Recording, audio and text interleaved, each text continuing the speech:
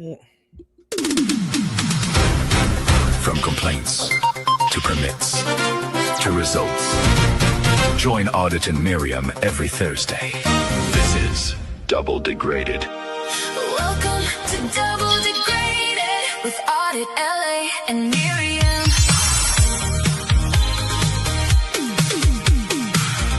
Double the truth, double the trouble.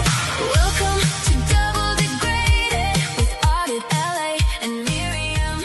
Your weekly report, the story stated, shining a light. Hi everyone, welcome to episode 8 of Double Degraded. My name is Miriam. My channel is Scientology Up North, and this is my co-host, AuditLA. Hey, How are you everyone. doing? I'm doing great. I'm excited about this show. How are you doing? I'm doing great. I'm really excited, a bit nervous actually, because we are going to have the man, the myth, the legend, the current candidate running for Clearwater City Council, Mr. Mark Bunker, also known as the Vice Beard Man. Yes. How are you doing? I'm doing fine. Well, I can understand why you would be a little nervous because a national treasure just entered the chat room. So, exactly. You feel our plight. Yeah, exactly. Yeah. Absolutely. I would have never dreamt of even meeting you when I started to do the YouTube channel. Well, so this is great. I'm around. I'm not somebody hiding anywhere, and I'm happy to talk to you. Yes. I'm excited, especially AuditLA. I mentioned this before we went on, and I told you about this in an email as well. But the article you wrote about why people in Clearwater should vote for me, I thought was like the best argument. So well written, and it should be read by everybody within Clearwater. So I pinned it onto my website. If people go to markbunker.com and click on the news link at the top, it will take you down to the news section, and I pinned that, so that's the first thing everyone will see. I love it. And thank you for that. It was an honor. It's an honor to do this because we want you to be elected. And I wanted it geared towards the Clearwater residents. Why should we pick you over? And I think most people think a lot. Well, obviously you've got a lot of support. You made it to the runoff, but we need everyone to realize the real, because not everybody follows politics or anything, what's going on. Sure. And this isn't really about politics. It's really about one main local issue. And before I, ask you a question, I do want to say when I first got into this whole anti-Scientology thing, it was your, Xenu.net that helped educate me. So I appreciate you from even before you were running, but now you're running and we need you. This community needs you. The whole anti-Scientology community needs you to win that seat. So thank you for being here. Well, thank you. I think I have a really good shot. If you look at the results of the August election, I'm just there were 3 people in the race. Yeah. Kelly, so it was me. Yeah, me, Kevin, R.T. Laughlin, and I have to get my glasses here. And what's his name? Sam Wilson. Oh, yeah. We'll just leave it at Sam. So there were 3 of us in the race, and as soon as Kevin entered the race, I thought, well, okay, we're going to go to a runoff, one way or another. I was hoping that Sam would not get over 50%. And with 3 people in the race, I didn't think that was really going to happen. But he came close. But if you look at the combined votes that Kevin and I got, we were over 50%.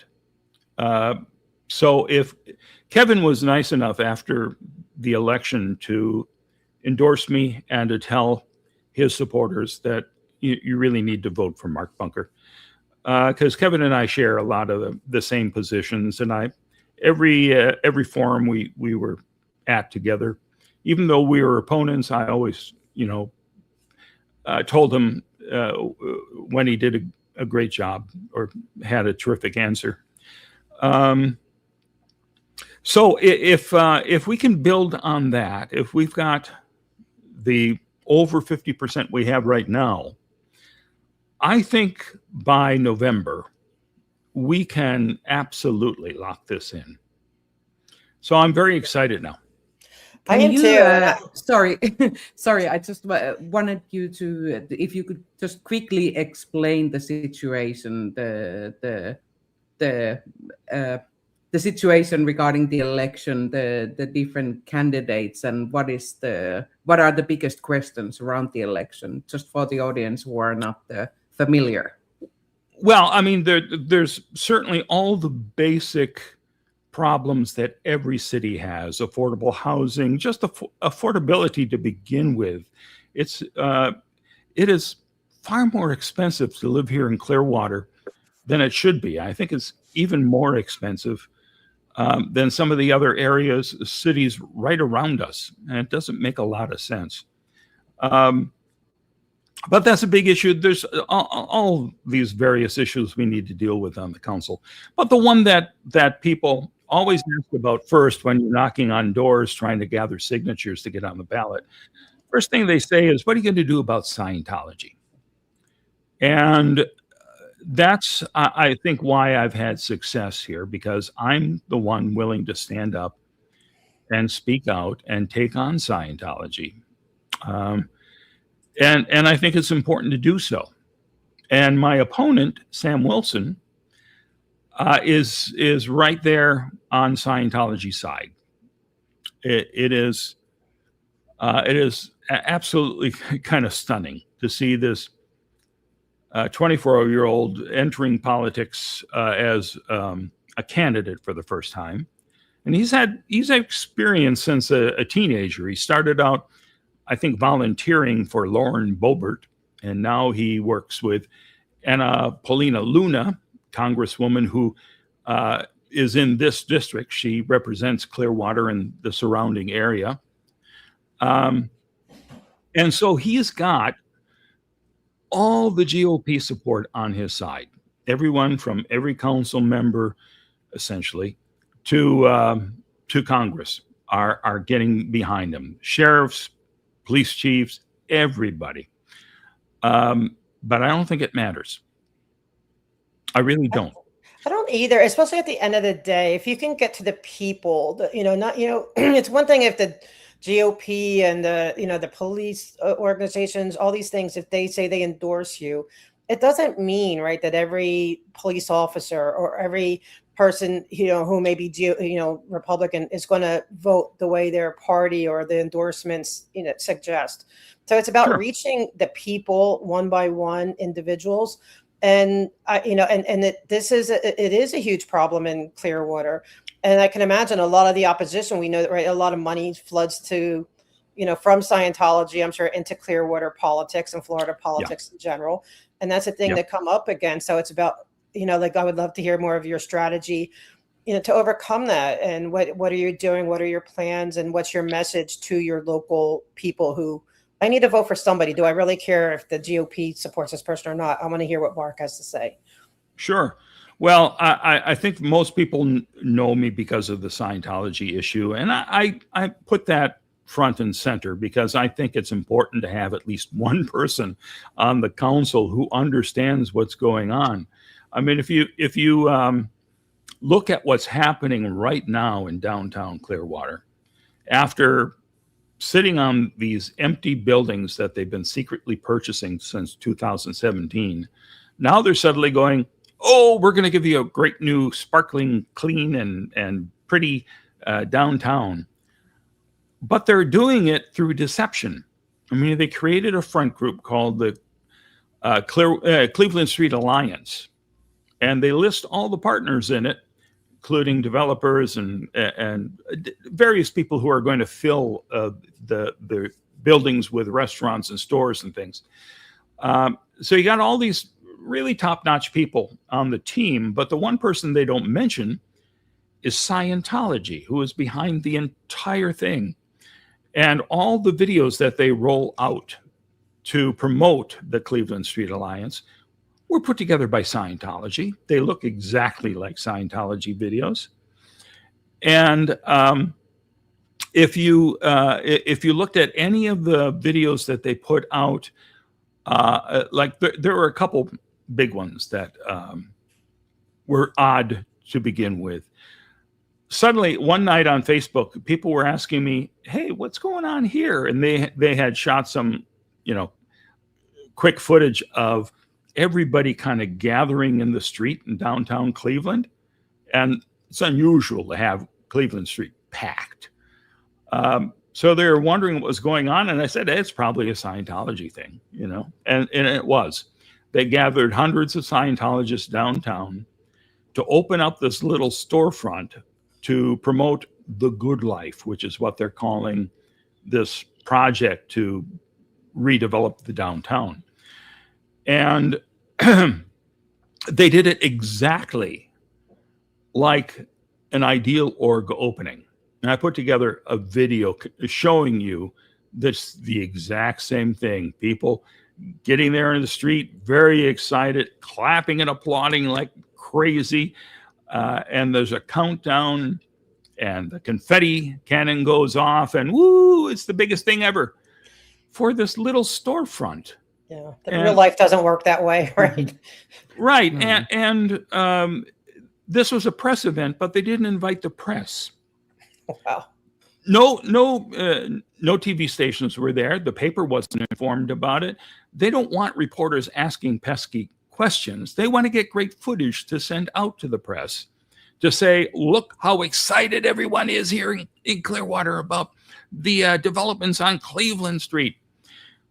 Well, okay, there's not that frenzy of excitement among the public, really. Related to that, I was thinking just before I put away the image here, what are the demographics in Clearwater?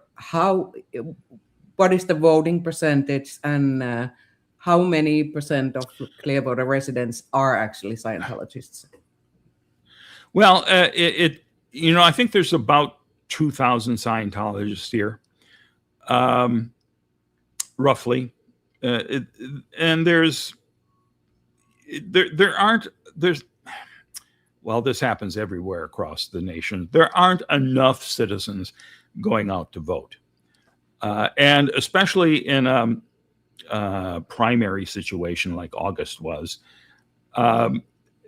they're less likely to go to the polls than in November, when, they're deciding governor and all these other things here. So I believe normally it's around 20 to 25% of the voters actually vote. Mm-hmm. And I think in August it was around 14%. Those may not be totally accurate numbers, but that was the sense that I got from what I saw. Do they have mail-in ballots for the main election, or is it strictly you have to go in person? Because I'm coming from LA. I live here where they have mail-in. Or actually, I think our elections we can start mailing in as early as September 1st. How's it work in Florida? Well, so far, mail-in ballots have been legal, but there's somebody sitting in the White House who's trying to stop that, which is scary, because that is a way a lot of people vote, especially in the senior community. And I live here in a place that's a 55 plus apartment complex, and there are people who can't get to the polls. But they are the most dedicated voters. So if they remove mail ballots, it's going to really change the nature of the electorate, which is exactly what they're trying to do right now. And hopefully we can stop that. So people have been sending in their mail-in ballots already, and we're able to, not for the November race, but for that August race, they had several weeks before the election to do that. And there's at least a week's worth of, or 5 to 7 days worth of early voting, where you can show up at the courthouse and cast your vote. And that'll be the case in November as well.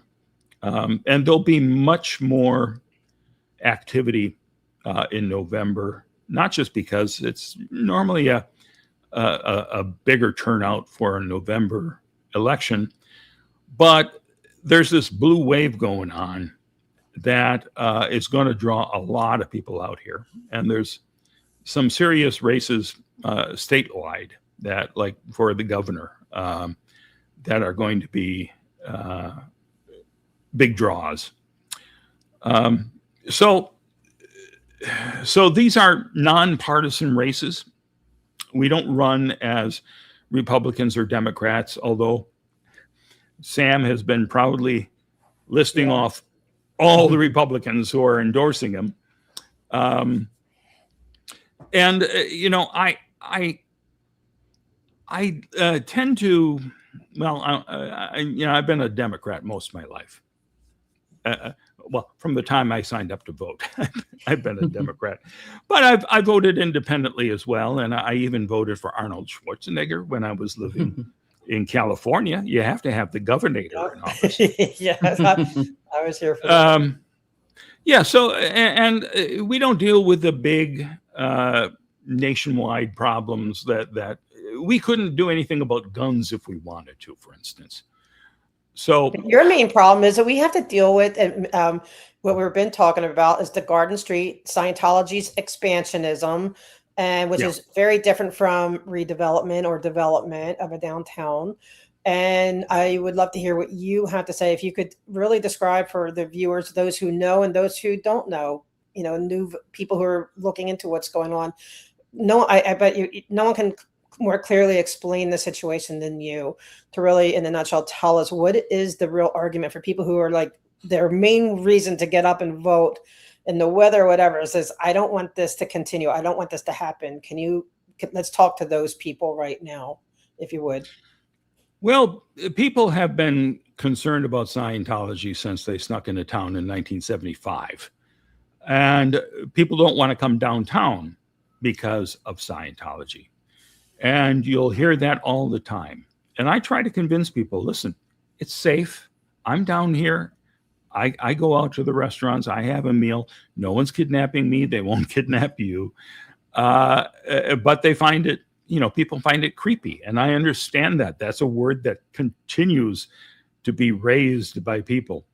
When I first moved here in 2000, yeah, it was creepy for me. We had, you know, these Scientology security guards following us everywhere. I had PIs on me, and yeah, it was pretty damn creepy to be on the nearly empty streets, even back then. So at that point in 2000 or 2001, while I was living here, there was a referendum question about whether the city should lease the entire downtown area to an outside developer for $1 a year for 99 years. And it had to go to the voters. And it was voted down. But what was troubling was like a day or two before the vote happened, the then St. Pete Times, now Tampa Bay Times, had an article where they had done a poll where 66% of the people that were questioned said it would just be for the Scientologists. And 100% of the people who responded said, even if it's redeveloped, we're not coming downtown, which I thought was very troubling. So we did start to redevelop downtown when I was on the council. And this was the first time in 50 years we were able to convince outside developers to come in and take a chance on downtown Clearwater. And we recruited a New York developer, Gotham. They're putting up 400 apartments. We wanted apartments instead of condos because we don't want Scientologists just buying them up and leaving it empty. We want people living and working and playing downtown. That's the hope, to bring life downtown. So we have that, and we have a boutique hotel that we approved that's being built right now. And in one of the, I think it was in the televised forum that we did with all the candidates, Sam was saying, "Oh, it's so exciting! We've got cranes down here. I've never seen cranes in all my life downtown. Yeah, because we got that deal done. Yeah, Because of Mark Bunker and the council. And wow. And he did an appearance on the widely respected Kelly show, which is on one of these little pay for play radio stations. Mm-hmm. You give them money, you dig up your own advertisers if you want to, and then you've got some time on air, and they do a live stream video of it as well. And the first time I saw Sam was on the prestigious Kelly show. And they got around to talking about me, and Sam was saying, he hasn't really done anything about Scientology in 4 years. So, he's a one-trick pony, so I'm not worried about him. Well, you should worry, because I'm more than a one-trick pony, but that trick is incredibly important here. Hello, how are you? I'm being it's audit dogs. No, okay.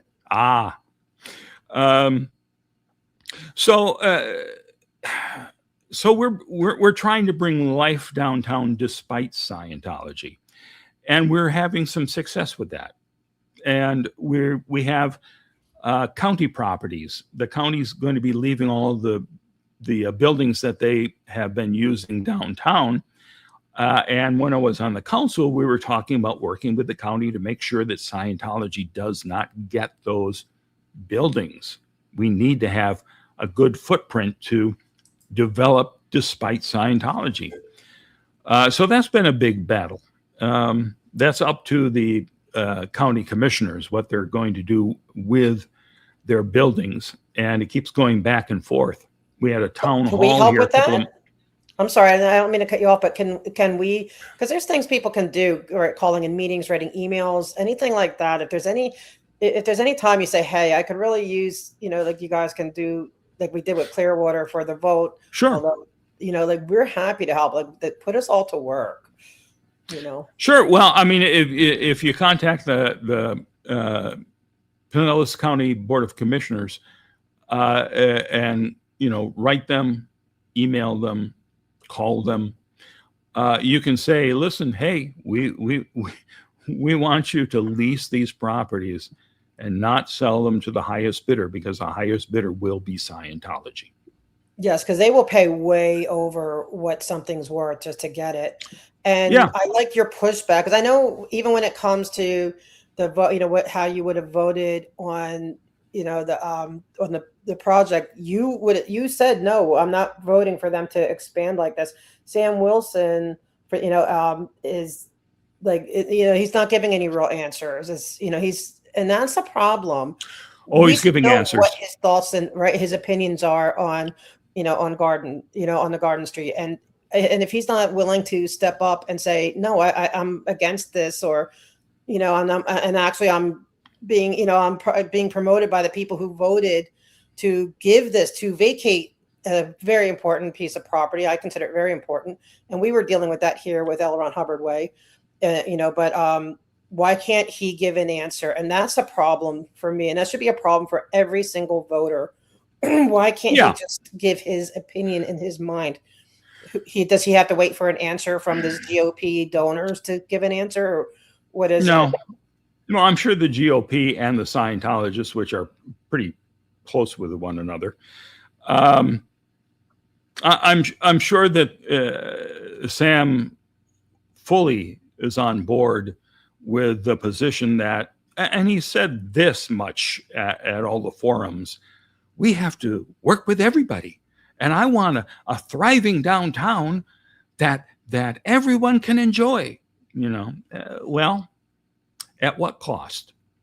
So you were talking about Save the Garden. Garden Street or Garden Avenue is there's one block that runs between Fort Harrison Avenue and Scientology's properties, midway through where the Superpower building is, Flag. So it's a street that is used by police and fire. It's used by residents. It's a street that we factored into how we're going to create this new transit station down in downtown, just a couple of blocks away from here. We approved this new modern transportation hub. So all the buses are going to be going down that street. Well, not that street anymore, but in the planning of it, a street like that was essential. And now, Scientology wanted it, so they got it.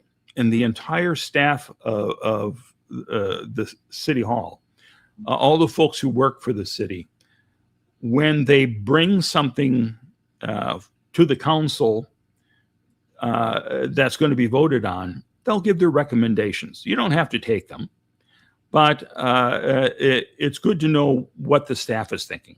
And then you can vote yes or no. All the staff were saying, keep the street. We have to have the street. And of course, we didn't keep the street. So Scientology wanted this to build their L. Ron Hubbard Hall and L. Ron Hubbard Park, which are going to be these monstrosities, these, temple to one of the biggest con men of the 20th century. That's going to be the entryway to our downtown. And seeing a tribute to L. Ron Hubbard does not strike me as something that's going to draw a lot of people downtown. So in the early submissions to the city about the construction of the hall and the park, that street was open. They had said, okay, yeah, cars will drive through that. That's city street. But lately they've said, we have to have that street. We have to shut down that street. And right at the last minute, as this was being voted on at one of the council meetings, this group came forward called Save the Garden. And Brooks Gibbs is one of the people behind it.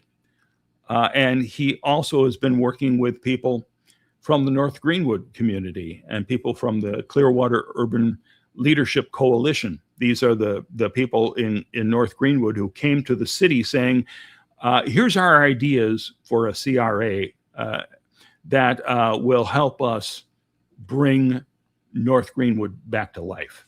So they were there with Brooks saying, this street had a lot of history in the African-American community. It used to be a business district, and that's all been wiped out.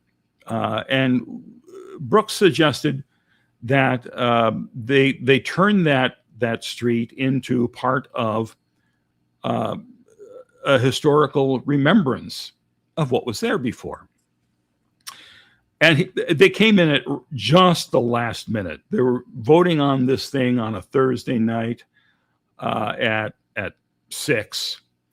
They got their submission in, I think, Thursday before 5, which was the cutoff. So no one really had a time to look at it. And Councilmember David Albritton said, okay, I'm going to vote no to giving Scientology the street now so that this group can come and give a presentation and tell us their plans for the street, which really pissed off David Miscavige. He had this thing in the bag. He thought, I got my street. I can close off this street. Nobody can protest in front of the hall. And it's going to be wonderful. It's going to be a paradise for Scientologists. Was it at this point he had already had meetings individually with all the council members? Yeah.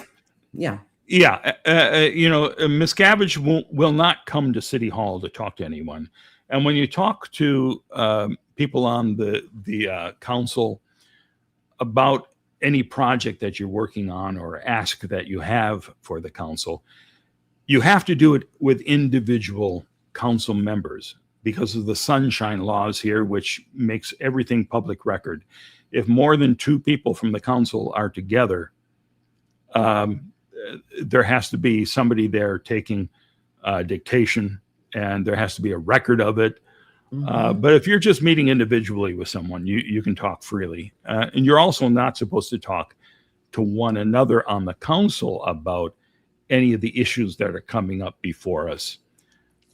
We deal with that problem all the time here when people don't understand why they can't do anything. Well, it creates a meeting, and it's, you can't do that. So I love that. So, when I was on the council, David Miscavige said he wanted to meet with all the council members except me. He did not want to have me show up. I don't know why. I'm adorable. You're a lovely man. Yes. There you go.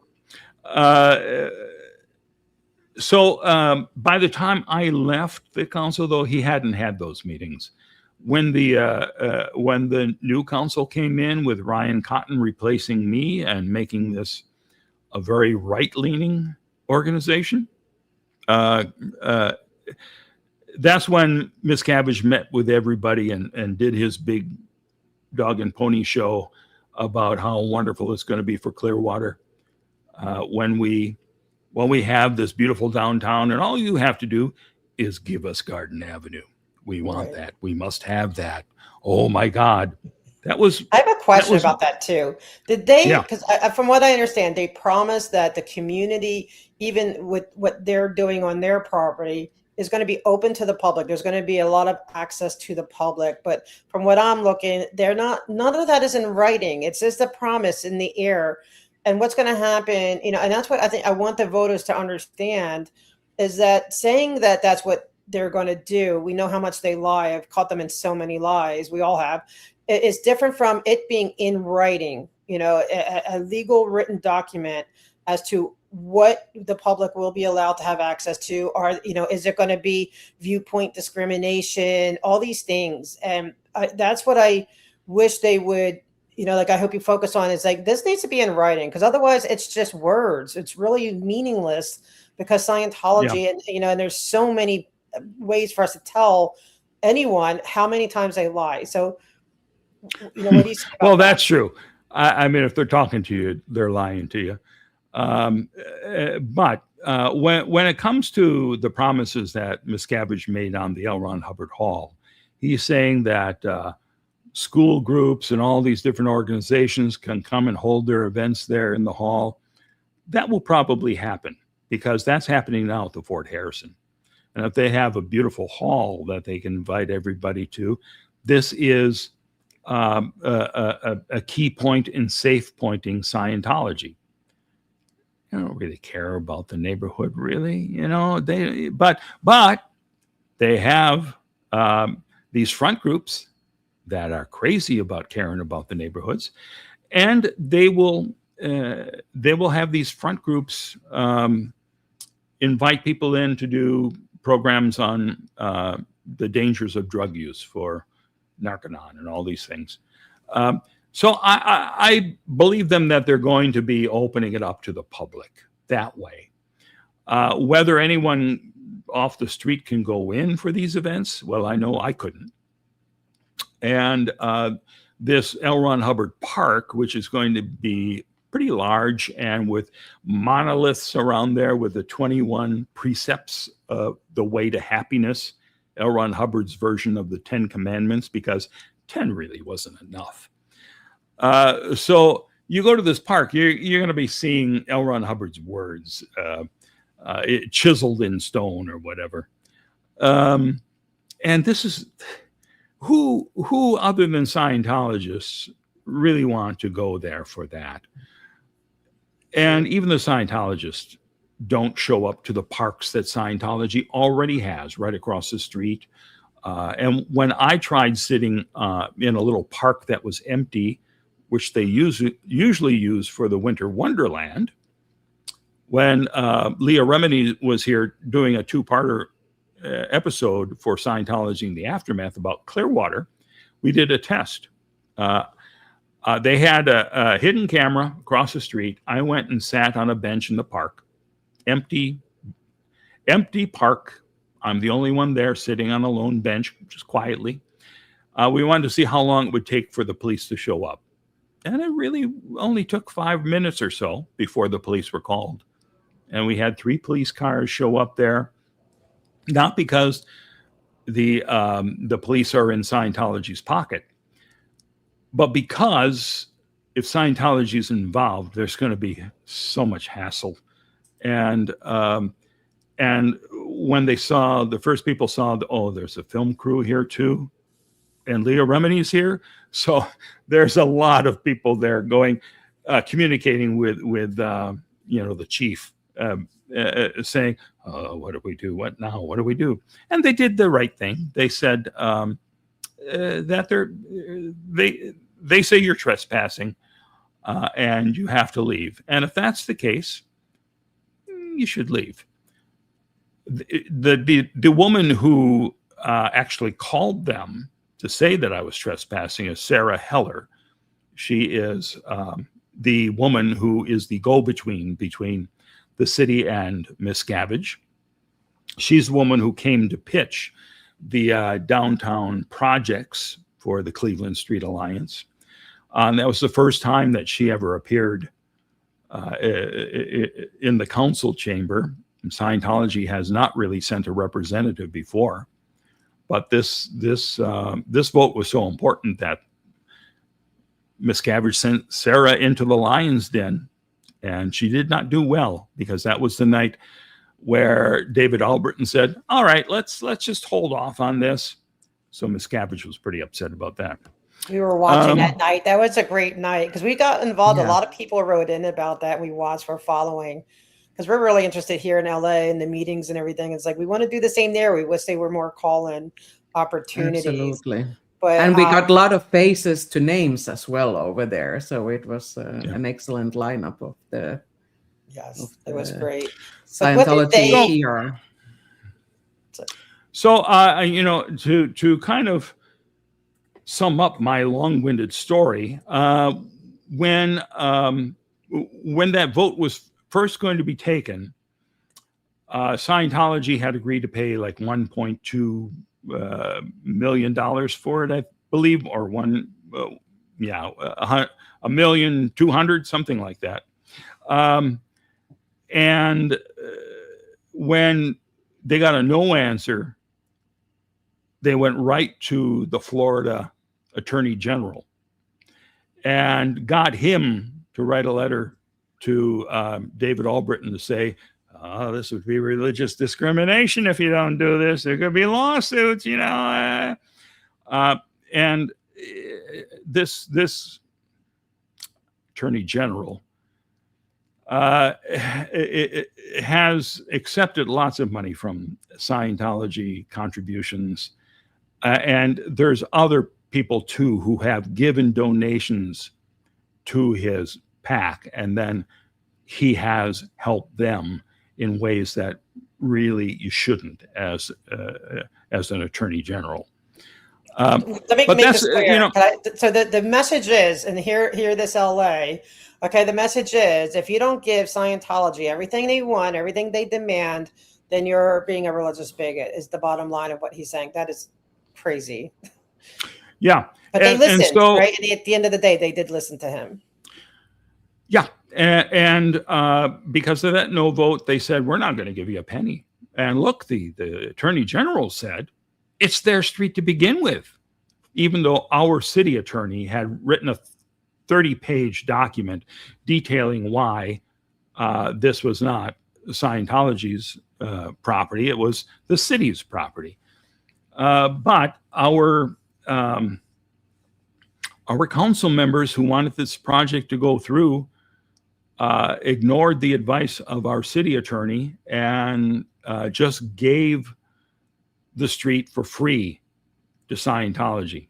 They said, hey, now that you don't want to accept our money, and now that we know this is religious bigotry, we want that street for free.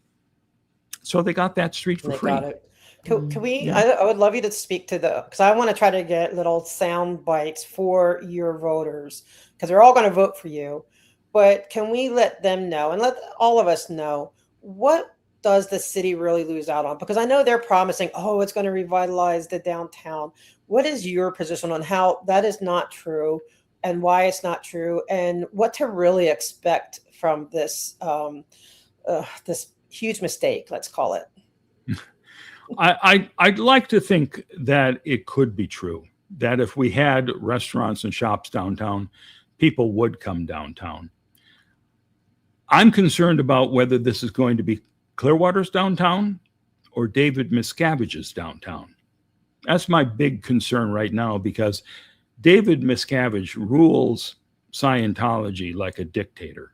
And he is ruthless, which is the name of a book that his own father wrote about David Miscavige. So dealing with Miscavige is unlike dealing with anybody else who comes before the city. So there's questions. Will people come? I don't know.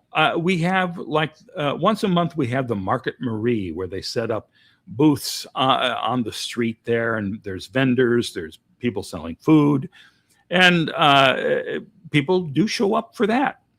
So maybe if that movie theater opens that they're promising, maybe that will be successful, and that would be a good anchor for the downtown.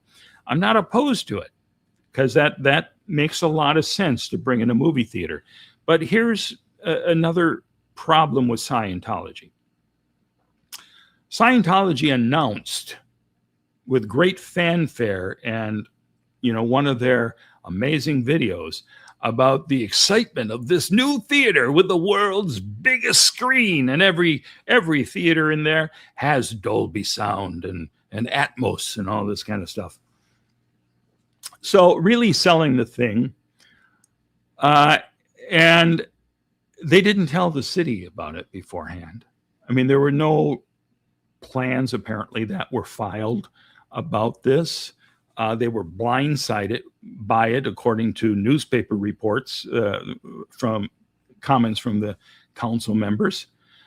And now they have come after this announcement to say, oh yeah, there's 4 other streets we need. That's no way to be a partner with the city, which is what they say they want to be, but they don't. They don't want to be a partner. They want to be the victor. And do you think with that, can I ask a question about the theater? Yeah. Do you think that they would actually do it, regular movies, or is it all going to be mostly, or say a good percentage, Scientology movies being shown day and night? Like, I'm just curious. Well, I mean, if they were, I'd go. I'd love to see some of these L. Ron Hubbard films, but you might be in the minority. Yeah, it's going to be a regular movie theater. I mean, this is a chain that I think is primarily in the South, maybe around the Texas area, and they run a business. They have not just movie theaters in there, but they're planning a bowling alley and all, rock climbing walls and making it a big entertainment complex. So it may work. And I tell you, I would love to have a movie theater downtown. I doubt I'll go to that one. Only because I belong to the AMC A-list movie program where, like Netflix, you pay a fee and you can see 4 movies a week for free. So I drive 30 minutes away to a theater there to see something. And even if there's a theater a couple blocks away from me like that, I'm still a cheapskate. I don't want to pay, $15 or $20 or extra to see something on the world's largest screen. I'll be fine with the big screens over there. But if Scientology owns it, can I ask you, is it going to be the same thing? Because like here in Los Angeles, anything that's their property, they always have their guards, very intimidating. They're do you see that they would be invasive like that in the public area, or how do you see that happening? No, I don't. And they wouldn't own the theater itself. The folks who own the land would be leasing the land. and those are Scientologists, but I'm sure they're going to be conducting surveillance and interfering with all these businesses. It's what Miscavige does. There are cameras everywhere on the streets of Clearwater. Mm-hmm. There are cameras that can take a picture of somebody all the way across the Causeway Bridge on Clearwater Beach. And it's a high quality video where you recognize who they're spying on. I believe they have flock cameras too, if I'm not mistaken. That's a big issue here. Yeah. Yeah. It's not so much that Scientology is going to have their own security detail surrounding the movie theater, because they won't. When I went to the opening of the Good Life little storefront to promote the downtown, I thought, well, here's a property that's not owned by Scientology, so I can go in there. And I walked in, and I was immediately kicked out. And the majority of people working there were not in Sea Org uniforms, but Sarah Heller was there, and there was at least one person working as Scientology Sea Org security. Wait, I need to back up right here. So you're saying this business is not owned by Scientology, it's not on their land, and that they still were able to kick you out. So that's that viewpoint discrimination. Well, okay. Now, any business can tell you we don't want you here for whatever reason that they want to come up with, and if they tell you to leave, really you should leave. Of course. I see plenty of YouTube videos where people are being jerks, and the police have to come in and all this kind of nonsense. But I just find it odd. I guess the main thing is, though, that they're kicking you out. They're not Scientology, but they are in a sense, because they're telling, there's a reason they found out that their future council person's not welcome there for whatever reason. Right. That's Scientology involvement. That's right. Well, I say it wasn't Scientology's property, but it turns out that it's owned by Moises Agami, a big Scientology developer. He developed the condos that Tom Cruise lives in the top 2 floors. He's done a lot of development downtown and throughout the city. So if he's the owner of the property, they didn't have to check with him. They knew that I'm trouble, apparently. And they just told me I had to leave, even though, I walked in the door and there was one of my supporters who has been with me for the last 2 campaigns. She was in there looking at the model of the new downtown, and I went over and said hi to her, and then I was told, they came over to me and said, "You have to leave," and she just sat there dumbfounded. I'm dumbfounded. Yeah. And if that doesn't wake up Clearwater voters to get out and vote for Mark Bunker, I don't know what else will. Because it's not only are they doing that and being invasive with their properties, they are creating an alliance. So you're going to say, yes, they're going to open it to the public, but at the same time, we're still going to be dealing with the viewpoint discrimination. Oh, you're a supporter of or not a supporter. So you're still going to be dealing with that footprint where even with the private sector, that is scary to me. That's worse than what we have here in Los Angeles. We're just dealing with I can't imagine dealing with the whole downtown.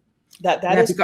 I'm thinking about that as well, because Scientology is known to have these folders of pictures of people that are persona non grata, and if that is then extended to local businesses as well, that seems quite concerning.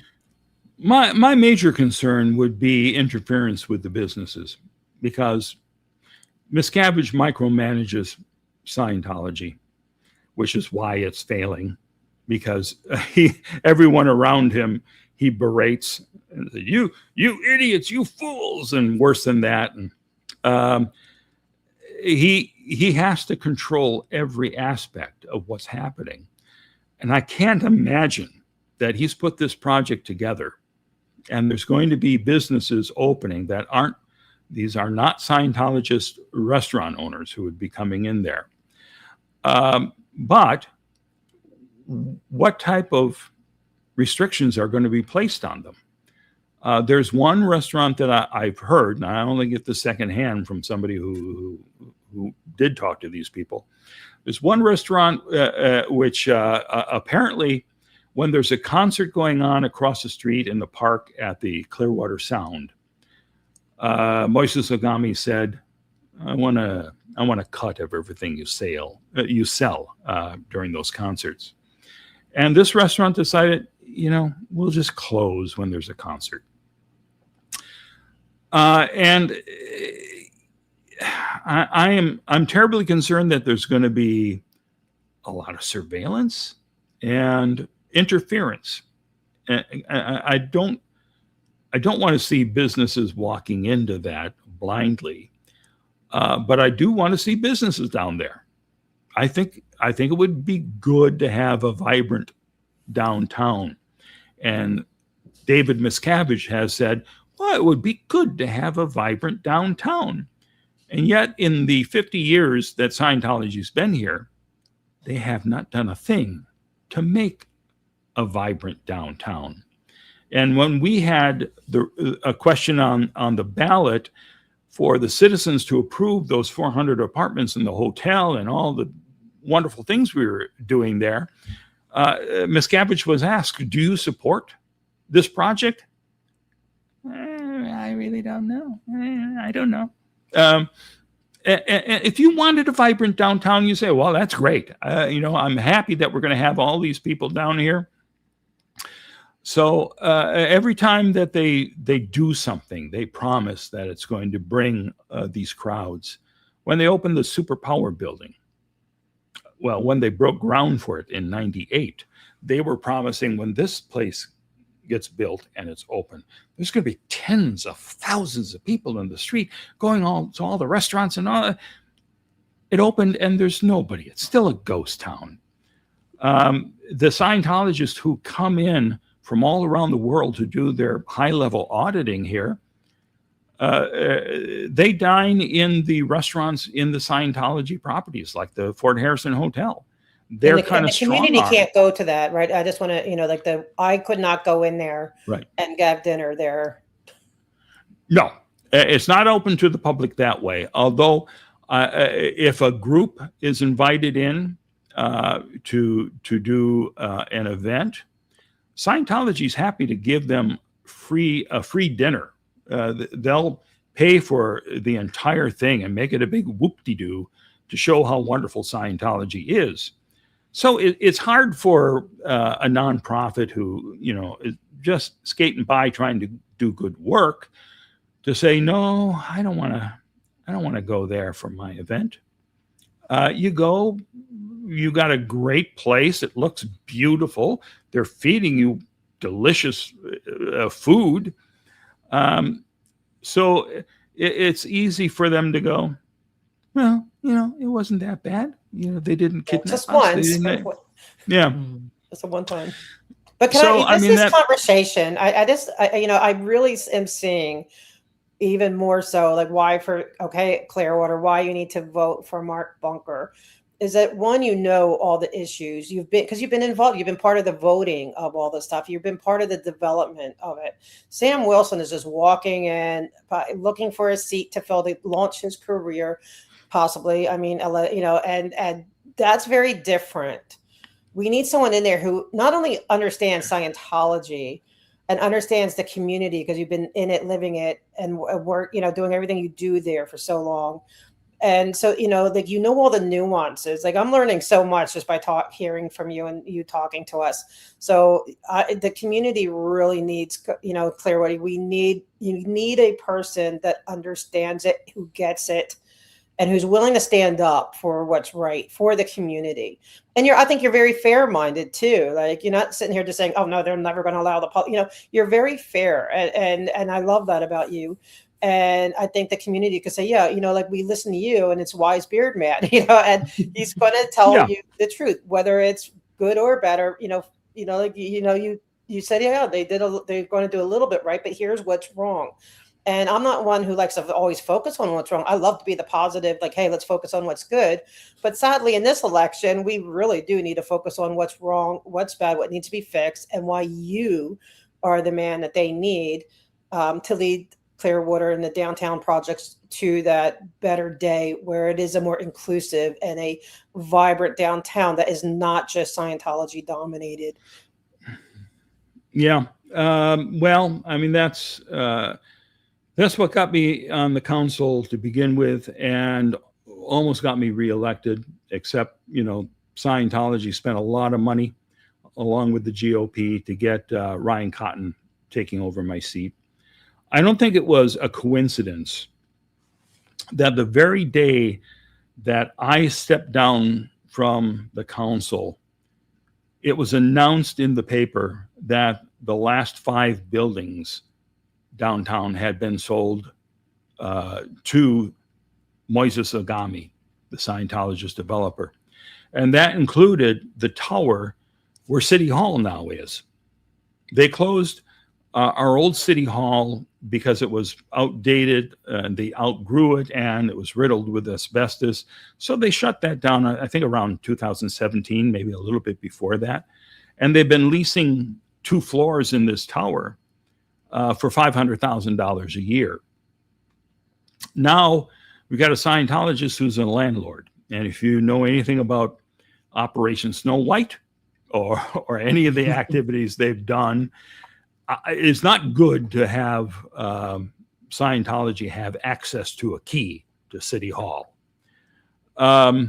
So thankfully, one of the things that we did was finally agree to build a new City Hall, which is opening in the next month or two. And it will be a place that Scientology cannot buy. But they can buy the politicians who sit on the council. And that's very the problem. true. So that's why we need the people to stand up and vote for, forget the money, vote for your heart, vote for your community, vote for Mark Bunker on November 3rd. Yeah, we've got 2 solid votes right now for Scientology. Ryan Cotton and Mike Menino seem to be all in on anything David Miscavige wants to do. You need 3 votes on the council to get anything approved. If Ryan Cotton, if Sam Wilson gets elected in November, Miscavige will have those 3 votes. And it will be smooth sailing for him, whatever he wants after that, which is the troubling thing. And I hope that we can stop that. Not because I'm opposed to redevelopment downtown, but because I don't trust Miscavige, and no one should.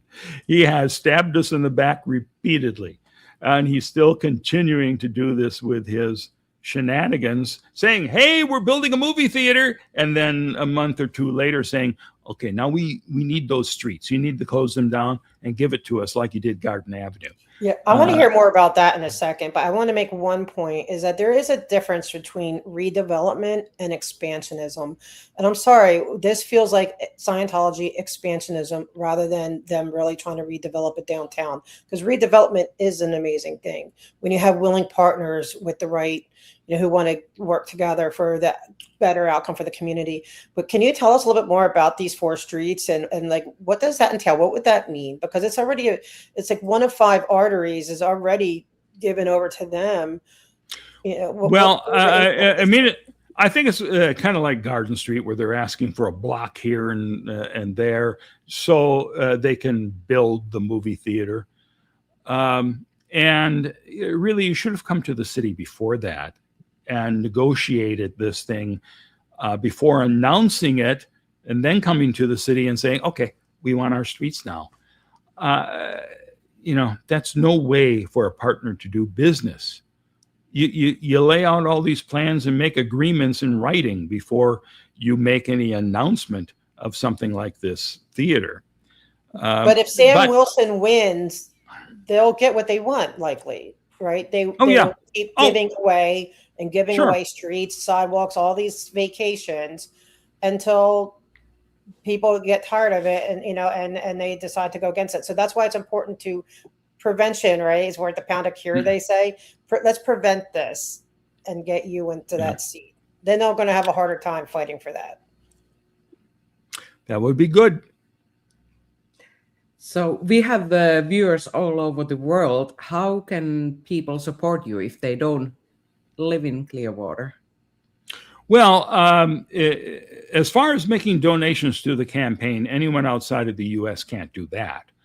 I think just learning about Scientology and sharing with other people, sharing stories about the race, and just about the insanity that goes on downtown.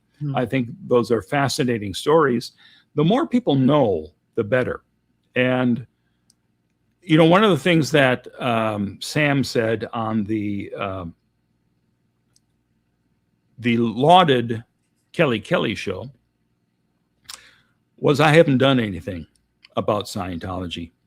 Well, starting in 1999, I started documenting how Scientology operates on video. He was not born at that time. Right. No, he wasn't.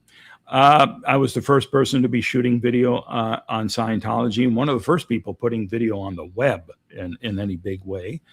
And we captured some amazing footage that shows how Scientologists operate. When they surround me on the street saying, "What are your crimes? What are your crimes?" Anonymous comes along in 2008, and they're starting to lay out plans for putting sugar in gas tanks at the Big Blue building in LA, and all sorts of these things that were, not really legal.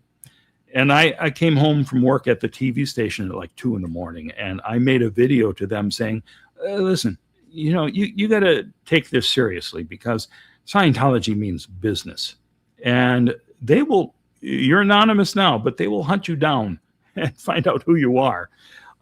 They are serious about that. And they started doing that. There were people, and this is a lot of teenagers too, still living at home, who are part of this. And suddenly someone would show up at the door with a subpoena, or just letting them know your son or your daughter is involved in this dangerous group. But I made a video to them saying, okay, do this peacefully. Go out and picket. And they listened. I thought they would turn their anger on me and just start ripping into me, but they said, hey, this guy's right. And over the course of these past couple of decades, with Anonymous coming out, and then Tom Cruise around the same time jumping on Oprah's couch, that allowed the media to start doing stories about Scientology again. Back in 1999, I went up to LA's headquarters, CNN's headquarters in LA, and talked to them about Scientology, and they said, we put together 3 stories that were ready to run, and our lawyers wouldn't let us put it on the air. And that was the period in the 90s where, for 10 years, Time Magazine and Scientology were in this massive lawsuit. So it silenced all other media. No one was talking about it until South Park does an episode about Scientology, and at the end of it says, sue me, and they didn't get sued. And then Tom Cruise is going nuts, so they started to do stories about Tom Cruise in Scientology, and then it all started snowballing from there. So those of us who have been involved in exposing Scientology or educating people about Scientology, we did a lot of work to get to this moment. And I believe I've continued in that same vein while I was on the council. I try to be productive. I'm not there to stir up trouble. I'm there when we hired a new city manager and a new city attorney. I got them to agree to sit down with Mike Rinder to talk about what it's like dealing with Miscavige, because it's not like any other developer or any business person that you'd be dealing with. And they did. Mike Rinder and I sat down with our new hires and explained everything about what they're going to face. Our city attorney got it. Our city manager said, hey, back at my last city, I'm dealing with these big egos who run sports franchises, and I can deal with this. No, you can't. No, this is something entirely different. But he wouldn't listen. Miscavige, just the whole entity of Scientology is difficult to deal with. Their Sure. lawyers, just the way their magazines, just every element of it is. You need to know what Scientology is, and that's what your Sure. Xenu.net really, really, really, really helped, because I got educated. Yeah, just a correction. Xenu.net is the website for Andreas Heldal Lund in Norway. He passed away a couple of years ago. That one is still online. I had a website called Xenu TV. Xenu TV. Which, forgive me. yeah. Forgive me. I got, I should have my notes. But but what I'm saying is all that, like you're like coming from the back to where we're getting educated. I just got into this 3 years ago. I only knew very minimal about Scientology, but it's all of our education is being built on people who have been there for decades. And I love that, and not only do you educate us, but you're also got involved locally, which is what, I'm trying to do too. And what I think people should do. And I love that. And I think that's why it's really like, we really want to see you win, because it is a scary thought to see them expanding anywhere. Like they should be decreasing their footprint because of just the different abuses. There's all kinds of abuses we could discuss, we don't have to do that today, but it shouldn't be expanding. And the fact that they're expanding so much within that one community of Clearwater, we don't want and it's not against, anyone can have their religious beliefs or whatever, but that's very different from taking over a community and being like the bully, to get what you want and demand what you want. And we've been talking, we've been concentrating on downtown, but they really are purchasing more property in Clearwater on 19. They purchased some hotels, and they're putting their bunk beds in there the way they do for Sea Org members, where they'll have 12 people living in one apartment. So they're circling the wagons here. They've been buying property in Largo, which is nearby us, Tarpon Springs, which is on the other side north of us. So they seem to be consolidating here as the last battleground. So we should be aware of that. We should know what we're dealing with. And the people who are on the council should care. It annoys the hell out of me that they just don't care. Yeah. Well, it'd be nice that they're going to have, they're going to open up businesses for us. When I was on the council, the deal was they wanted a piece of property, and the city said, you open some of these businesses. So they started refabbing 3 buildings on Cleveland Street. And I pushed for once they come through with that, then they can have that piece of property they want. But we shouldn't give them anything until he comes through with his end of the bargain.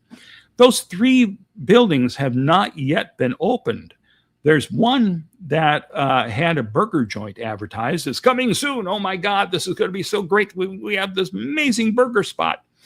And I contacted them one night, just going to the website and saying, oh, I live in Clearwater. I can't wait for this new restaurant to open here. When's it going to open?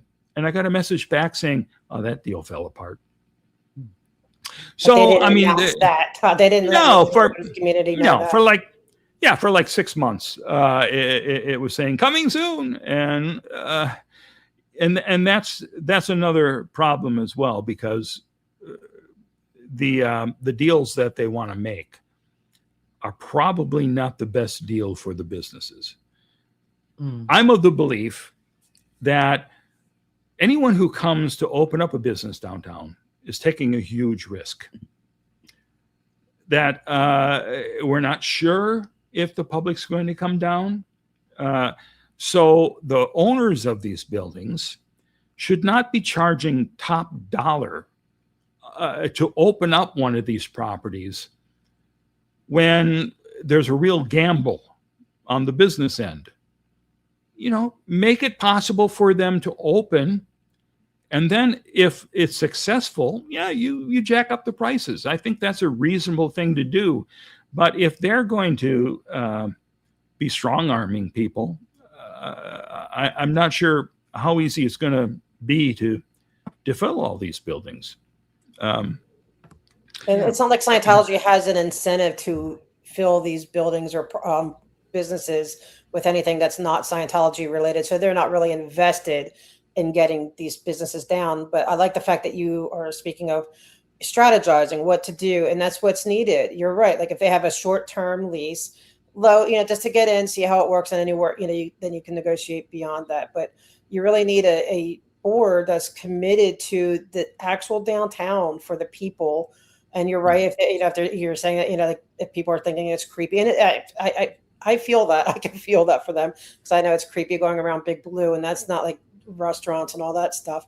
But the people need to be able to come back, but they need to be confident that it really is a downtown that reflects that it's for downtown and not just another part of Scientology. And they need people who are good planners, not just yes people. Yes, you want this? Yes, yes, yes, yes. And I like the fact that you said, you were willing to say, okay, if you want this, fine, do A, B, and C. And the fact that they still haven't done A, B, and C, then why are we even discussing the next step? Yeah, right. And absolutely. And when I saw the presentation, for example, for this new entertainment center with the restaurants, everything is very glossy and glittery. But when you're going into details, they are giving very vague answers. For example, they were even asking if they would serve alcohol in some of the restaurants, because for Scientologists, alcohol is not part of the daily diet when you're doing these courses. And the answer was like doing family-friendly restaurants, but you would not get a straight answer out of them. Also, the world-renowned architect doing this work to plan a building, it sounds a little bit unrealistic, some of the plans that they are presenting. Well, Scientology has the money, and they'll spend the money to make something look good. But looking good can still be evil. I'm not saying these businesses are evil, but Scientology has different motives than just we want a thriving downtown. Although I'm starting to think now that with the way they had this grand ceremony as groundbreaking for the L. Ron Hubbard Hall and Park, with fireworks and all this stuff going on, thousands of Scientologists flying in from around the world to attend this thing. I'm starting to think that they're fixing up the downtown now as kind of a promenade to L. Ron Hubbard Hall.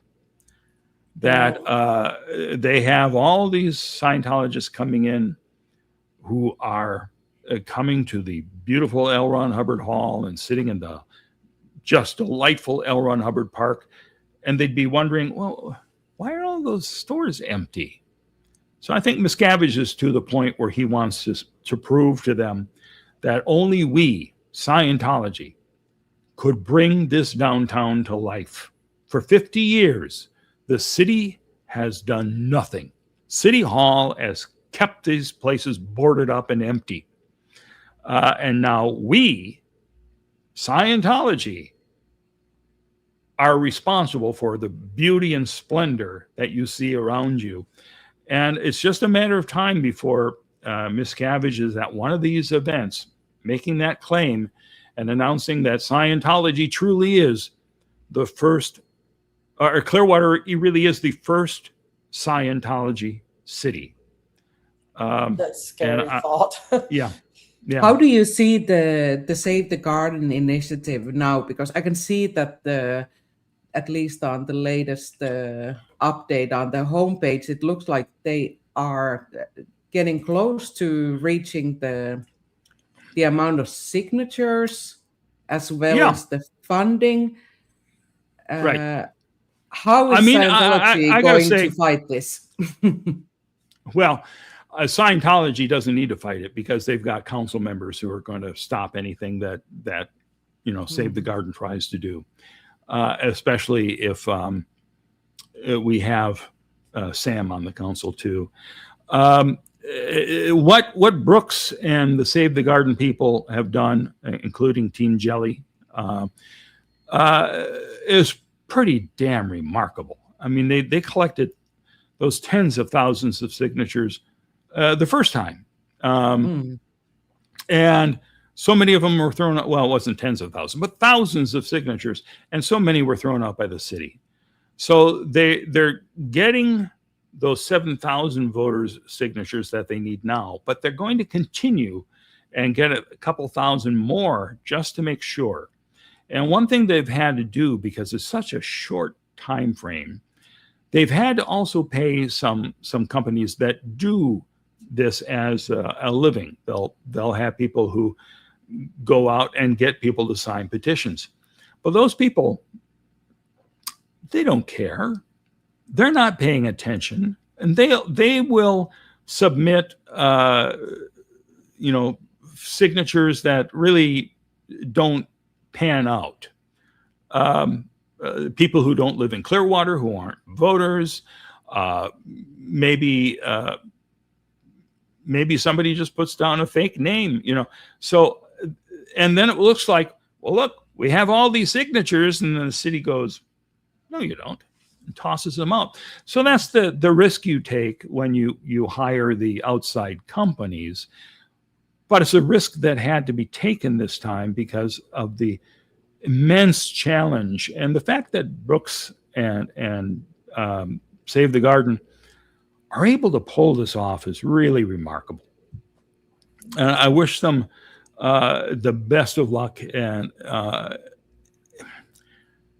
it's great to see that we have people in town that really care that much, and all the people that they reach out to, all those folks that they're knocking on doors just like we do when we're running for office.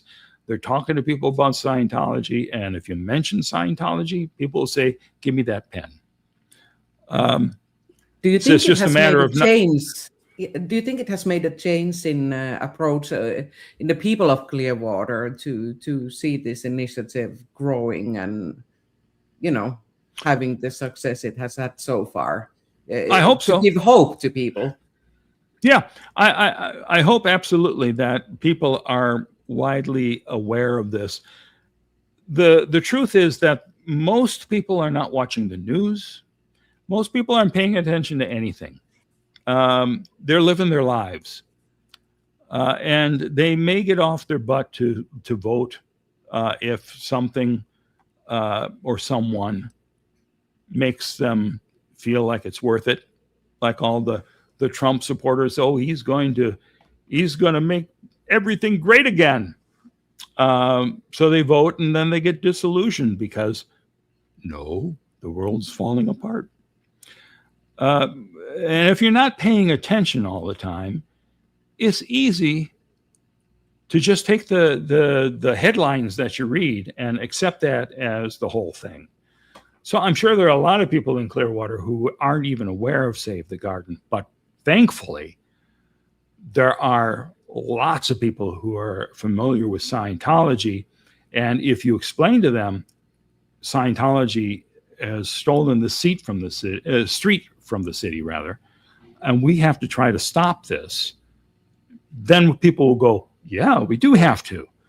And that one-on-one approach, because we had our elections, and for the city attorney spot, I was leaning towards somebody else, not the current one, but her father was outside, the right distance away, telling people about how wonderful his daughter was and how she's going to do. She cares about people, all this stuff, and he was just so endearing and so charming.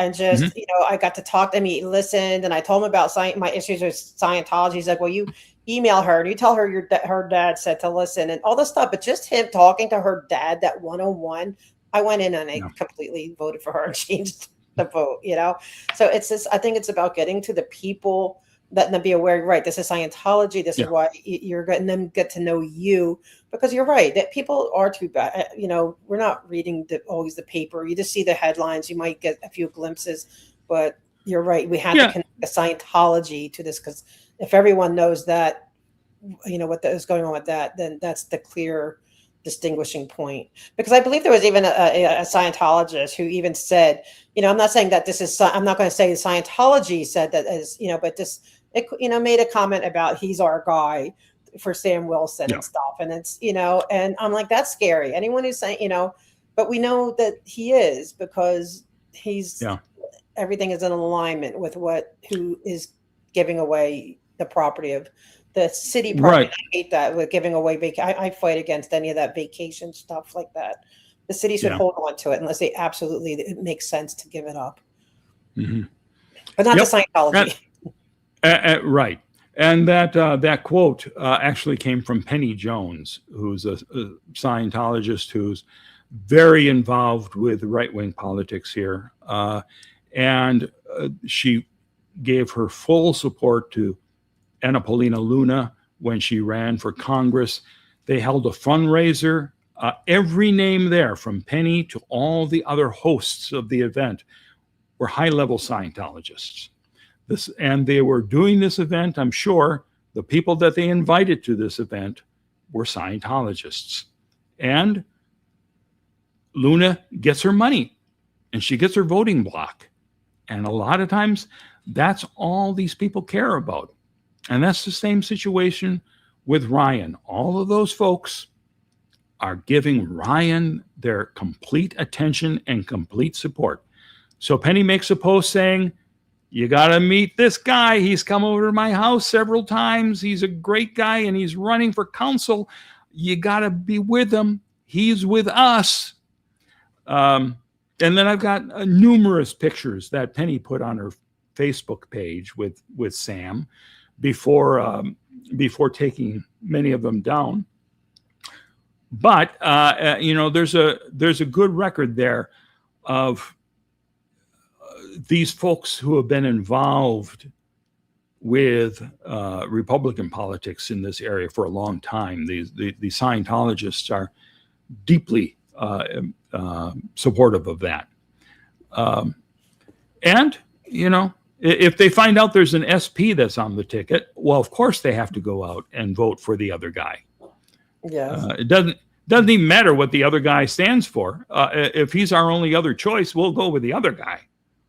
But these people aren't really the voters, all right? So we just got to reach the real people, the person that's taking their kid to school, or who wants a nice downtown. So we need to let them have their upper echelon people, whatever. But we need the voters, and I believe they're going to come out and vote for you, because these are the people that want a different. They know what you're doing. They were there when you were there the first time, and you are well appreciated and respected. So I feel really good about it.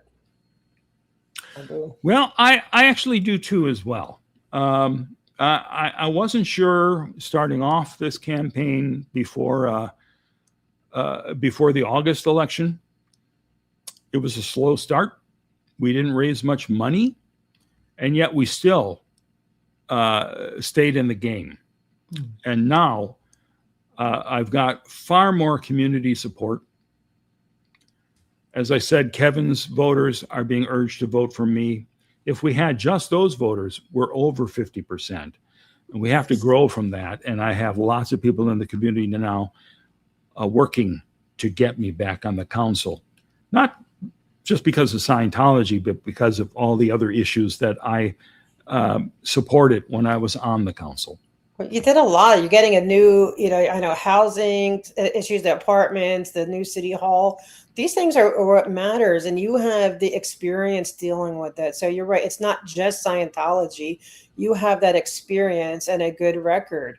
It's just they just don't want you because you're, so Scientology's putting all this money. These people are putting all this money, just to fight an SP, which is so crazy and ridiculous, but it's going to backfire like most of their stuff does. Absolutely.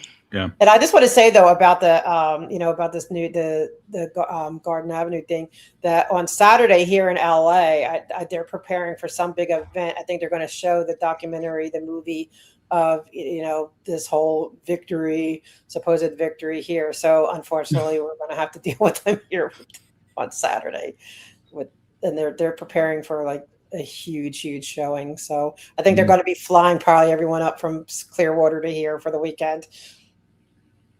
Yeah. Well, they're not flying them up. They force the the wealthy Scientologists to pay for their own flight and lodging. But they tell them, you've got to come for this. This is important. Yeah. And then John Travolta can load up his jet and bring some people too. So it's true. I wonder if they'll be here. But yeah, so it's really, they are really pushing it really quickly, and that's why I'm hoping to Save the Garden really works and we get some. Like, can you explain a little bit, like Save the Garden, they're doing the petition. So people who may not really understand what could happen, what could be the outcome, say they're successful in all the numbers and they get everything. What would the next thing look like?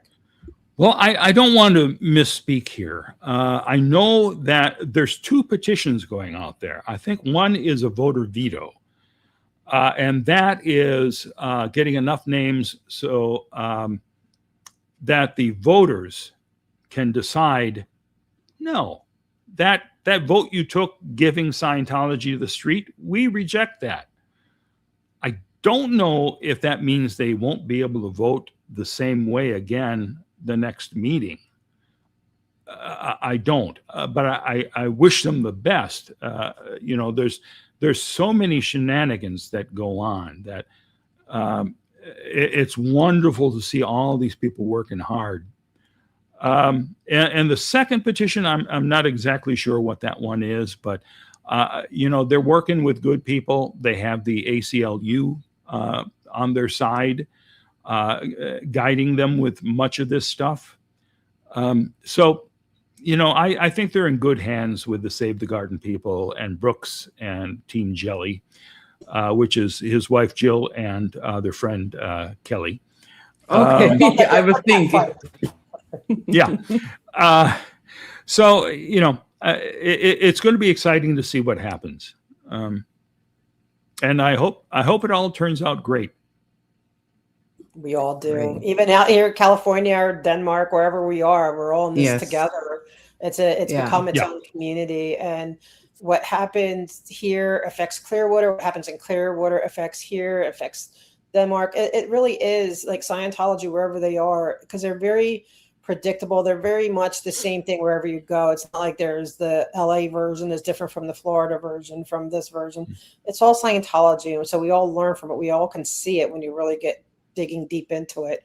And that's why we need people. Like, I love that you're standing up, and because you could just say, you know what, it's like, I'm done. I did what I could. And that, so I am so grateful that you're stepping up and saying, no, we're going to keep fighting for our town.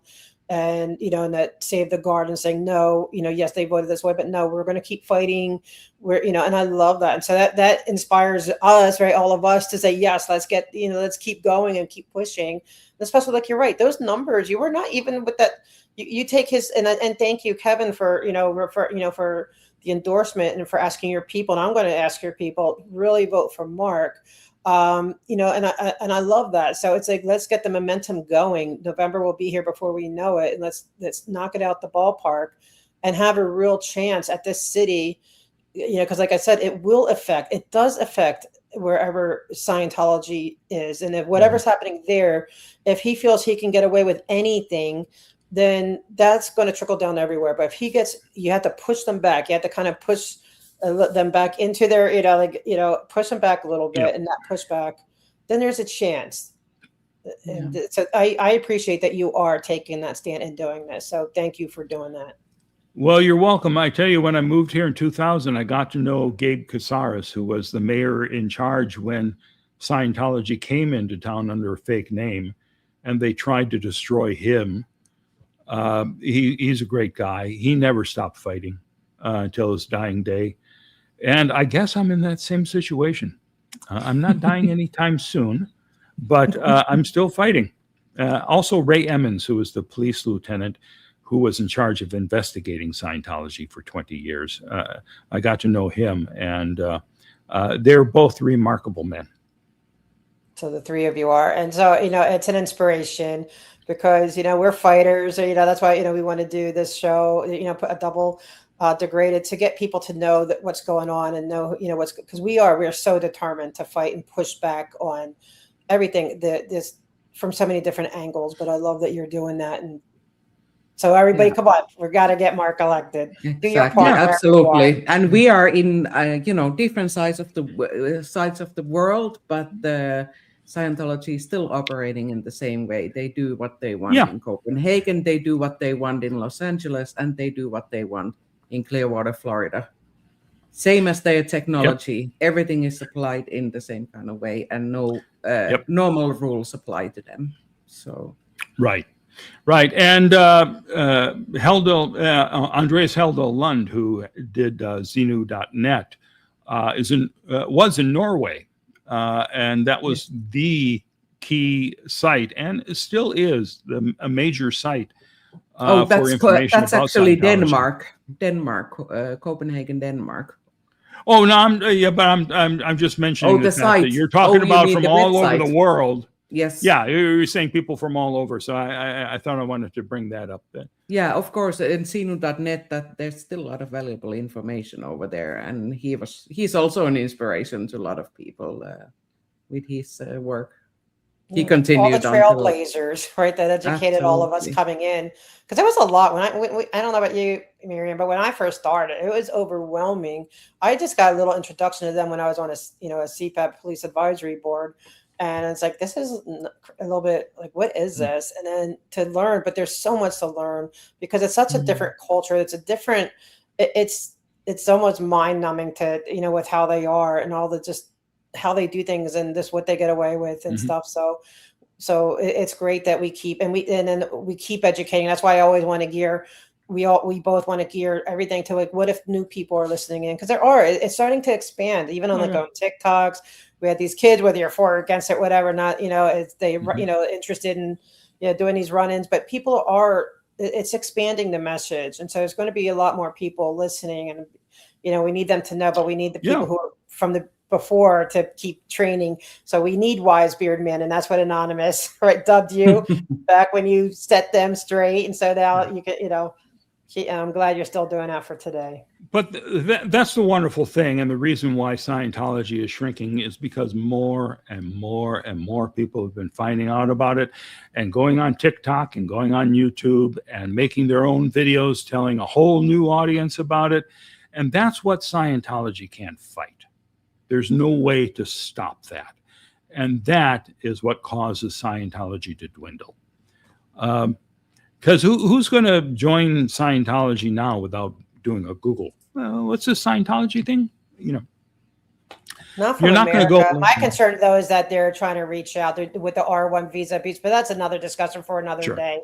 In other countries and stuff. Or, I know right now today we just have to focus on Clearwater and helping Clearwater push back on their expansionism, because it's not redevelopment from David Miscavige's point of view. He doesn't care about that.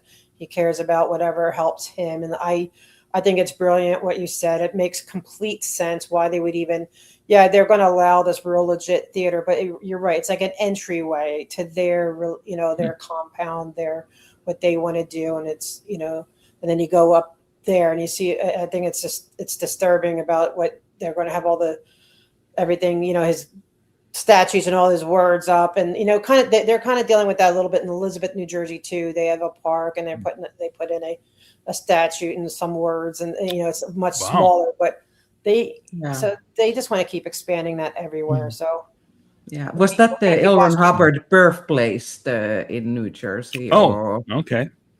Yes, they have two houses that they've restructured. They got a park. So I'm learning. I'm digging into different areas to see how it all coincides, because they're trying to expand their footprint everywhere. But we can watch Clearwater and see what you're doing, because that's that's their central headquarters, and everything else is smaller, but it's still going to their expansionism is going to go beyond Clearwater. And so it's important that we all are watching what's going on down there. And I salute and thank everyone who's making a difference with getting petitions out, getting the vote, help to get the vote out, and strategizing about that, and just getting people on board and get our community all to help you from wherever we are, because it's nothing to drop an email, make a phone call, and let's do that, because this is important if you really care about this subject. Yeah. And if you want to know why you should vote for me, if you live here in Clearwater, just read AuditLA's article on it. It's a very, very concise argument about, the importance of this election. And I appreciate the fact that you wrote that. Yes. And you can find that, by the way. Yeah. I'm sorry, you can find that. No, go ahead. Yeah, that article is linked in the video description as well as your homepage.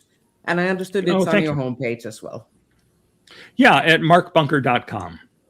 Okay. And if you live anywhere within the United States, if you're visiting markbunker.com, click that donate button. It's going to help us a lot. Yes, yeah, please, donate. Yeah, donate. Yeah, and I'm glad. That's why I wanted that to gear towards the voters, because we all know why it's important from our point of view, but just the average voter in Clearwater who is busy living life, there is a huge difference. It matters. It's going to be a huge difference in your community, Clearwater. If Mark Bunker doesn't win, you will regret it. You will, you'll see the difference, and by then it's too late. So it's not too late. This is the time why this is all still in transition, right? All these, these deals are still in transition. There's still a possibility for it to go maybe turn the other way on certain things. But you need somebody in there who understands the process, understands it, has the passion and the stamina to really stand up and do it. But he's also going to deal with the other things, to get the housing costs down and get businesses, independent businesses going. So it's not just that he has a history of doing. You have a history of you're not a one-trick pony. You are, somebody who has dealt with all the issues. You come to deal with all the issues, and I feel you're very fair. Like I said, I think you're extremely fair, in your approach and everything. So I think you're absolutely, without even the Scientology aspect of it, besides that, you're just a great candidate, period. So let's get him in there for all those reasons. And thank you, Mark. Yeah, thank you. I'm not sure if there's a little delay in this video, because I keep clearly interrupting everyone all the time. So maybe there's some, delay from my side. But I was thinking that should we take some comments and questions, because there's some questions for you if you have time for it. Sure. Are you pressured? Okay.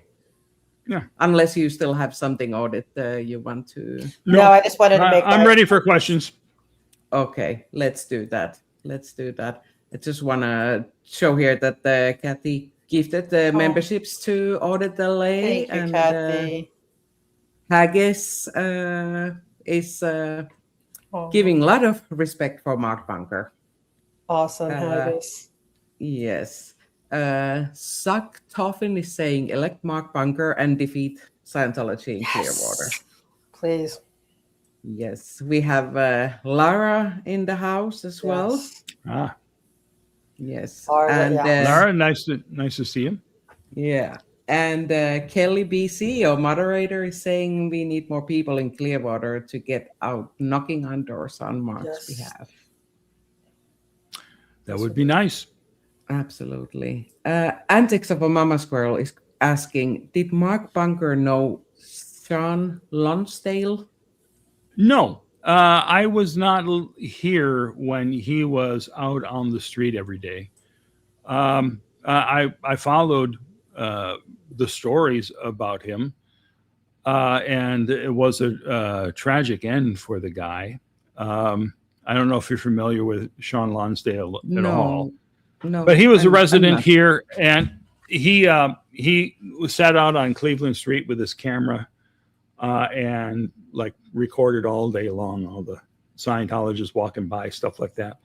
And it really got on Miscavige's nerve. So they tried everything they could to get rid of him. And eventually, he allegedly committed suicide.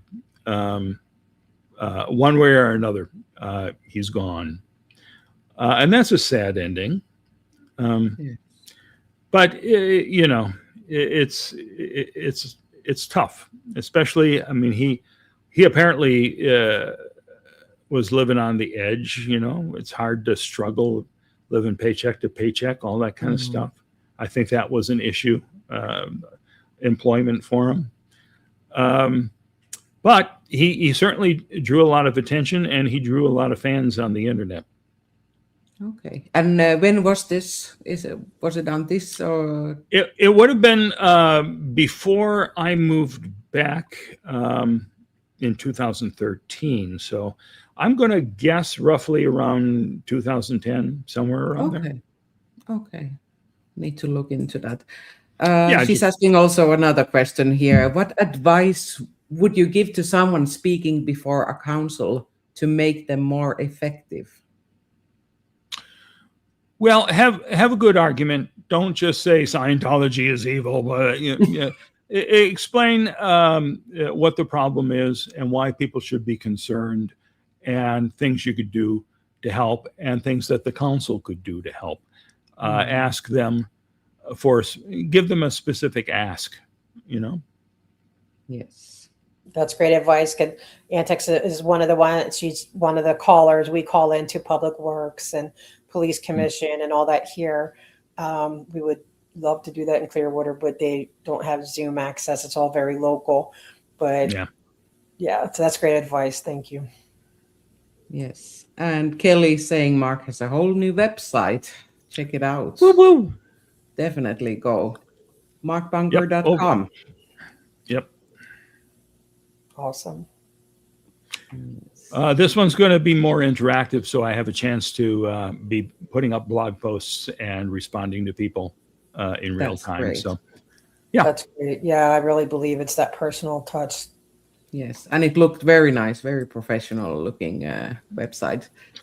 Well, the other site I had was far more professional looking, but this one is something that I have access to that I can easily upgrade, because it's the type of site that I built in the past for myself. Yeah. Haggis Basher is asking, are these laws in Florida that say if you are building something and it is contingent on making somewhere public space, you cannot trespass or control public access? Well, if it's Scientology's property, and this goes for any business, even if they have a park for the public, like the Hubbard Park supposedly will be, it is their property. So if I were to go in there and sit on a bench there, they'd call the police. And if the police officer said, do you want him to leave? And they say yes, then I have to leave, and I should leave. I mean, but that's part of this vacation, right? The problem is that now they're going to be doing that to anybody who wants to go down that street, right? That'll be their property. You won't have that public access anymore. Yeah, well, they're going to close off that street. They're going to make that. They're saying they needed it because they want to do valet parking out there. Well, if you look at all the theaters on Broadway, major theaters everywhere in the world, there's busy, active streets right in front of all of them. You don't need to close off the street to have somebody come to a hall for an event. But that's their excuse. And they're saying it'd be too dangerous. It'd be too dangerous for the Scientologists to have that street open. You'd be fine. I mean, that's just one of those arguments that then the council members who want to vote on Scientology's side can go, yeah, well, it would be too dangerous for them. We have to close this. And they had a lot of people come and saying, oh, we're so afraid. And I think they even had someone who's like, I was in an accident, and, and all these things, and playing on the emotions. But you're right. I've lived in New York City. I live in LA, very much a lot of traffic. And you don't see any street vacations, so you can go to a theater or a hotel. It's ridiculous. Yeah. And it seemed that they were trying to paint a picture of potentially being victims of some kind of violent hate crimes and attacks. Yes, it's nonsense. So. They're victims. Gator's biggest fan is saying, "I live in Clearwater, and I proudly voted for Mark and will vote for him in the runoff election." Make sure everybody you know does the same. Yes. Talk to all your friends, family members, neighbors. Yeah. Another thing that people locally can do is to make sure everyone got their mail-in ballot and help. Say if there's some elderly people and they need help. I mean, you can't go telling people who to vote for. I get all that. But you can make sure that your neighbors, that everyone got their ballot, that they mailed it in. If there's senior people maybe that are, they can't even, it'd be hard for them to do that. Right. There's ways that people can help them to facilitate that, because everyone should be voting. And there's a lot that people on the ground can do to help and get the word out and make sure you can talk to everybody and get the word out at the grocery store, wherever you are. I had to take my car into service at the Toyota dealership today. And the guy saw my bumper sticker on the car and said, "Oh, you were on the council and you're running." Oh, my God. And I gave him a big stack of my handouts to take back with him into the dealership. Spread around to other employees who live there in Clearwater, or, his neighbors, friends, whatever. Just get the word out. Nice. That's where it's going to be won with the people. Mm-hmm. Because they're not necessarily going to look. I don't pay attention to who endorses who. They put a lot of money into it, but at the end of the day, when it comes to local, when it comes to national, maybe, but I feel local, sometimes it's just, what's going on and you know who they are or whatever. So you have that over Sam in spades. Well, I will say that I benefited mightily in my first race by having Leah Remini endorse me. And this was not long after her show went off the air. And there were a lot of people who recognized me from that.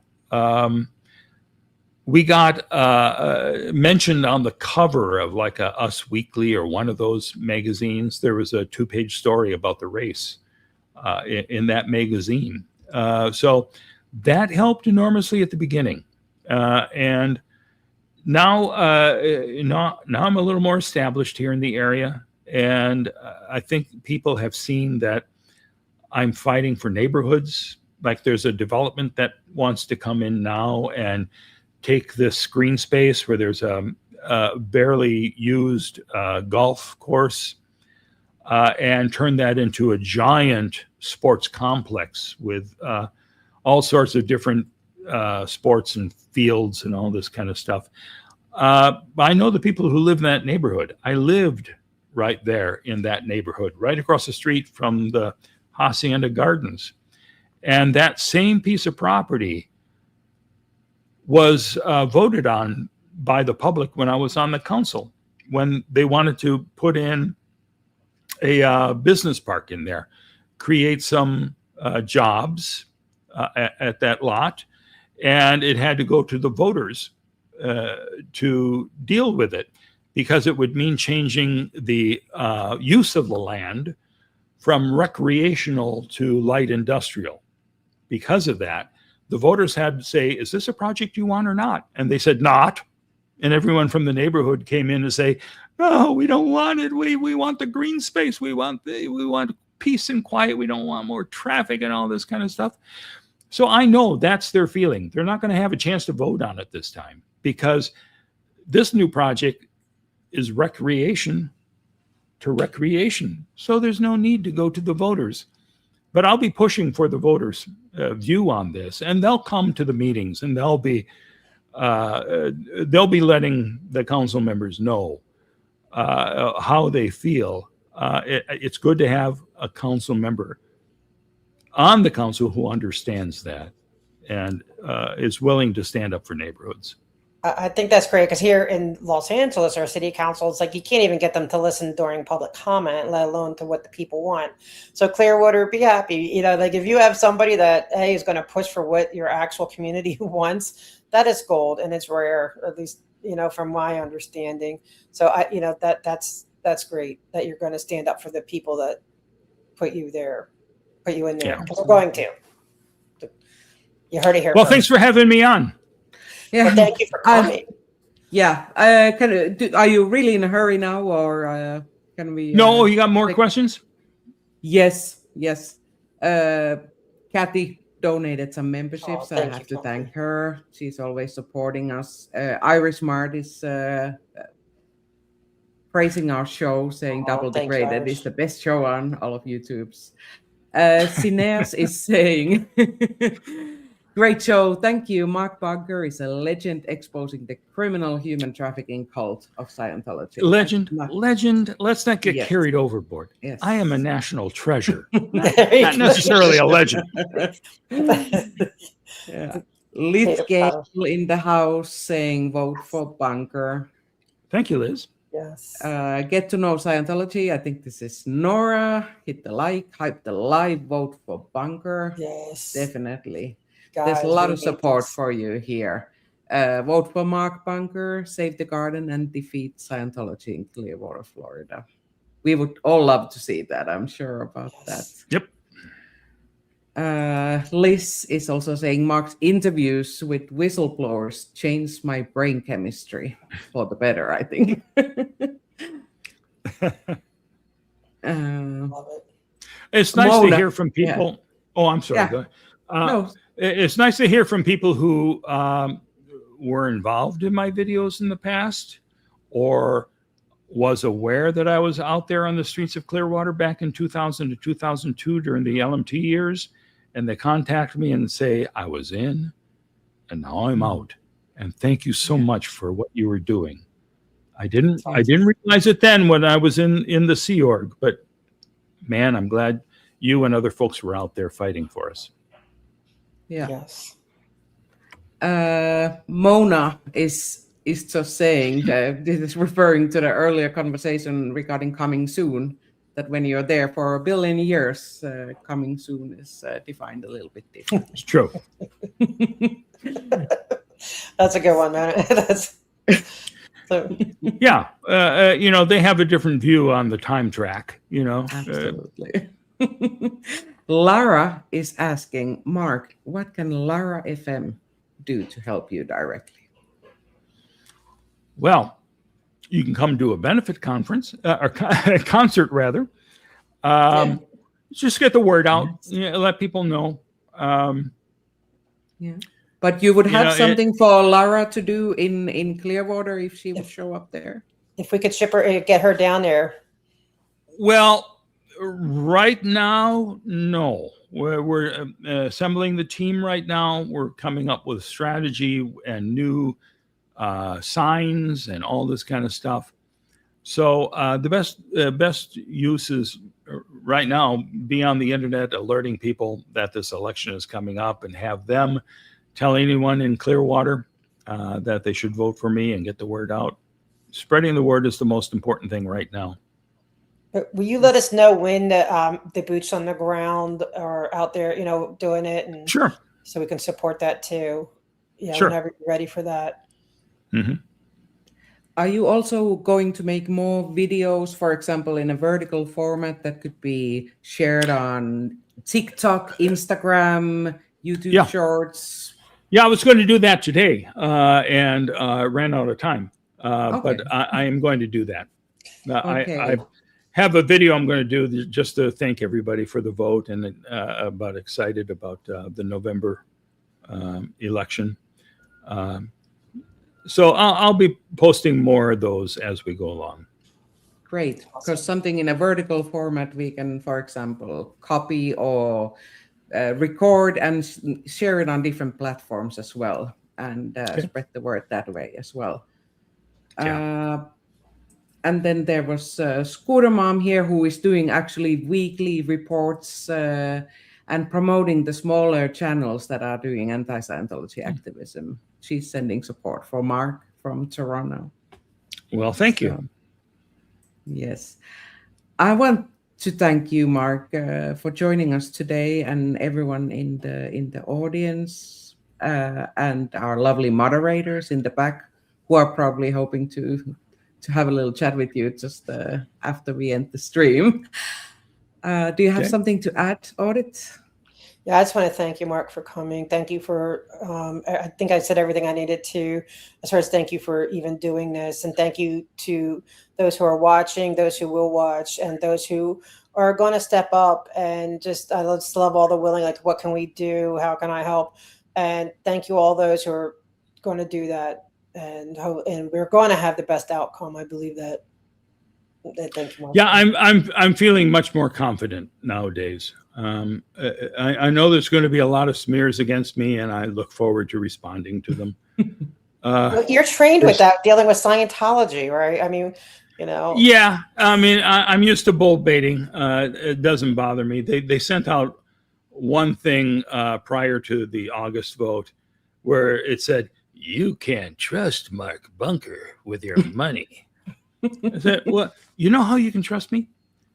I was on the council for 4 years. There were no problems. Our credit rating was high the entire time. It stayed stable. You can trust me." Yes. And you did a great, you were vice mayor, you know, like that, you were respected.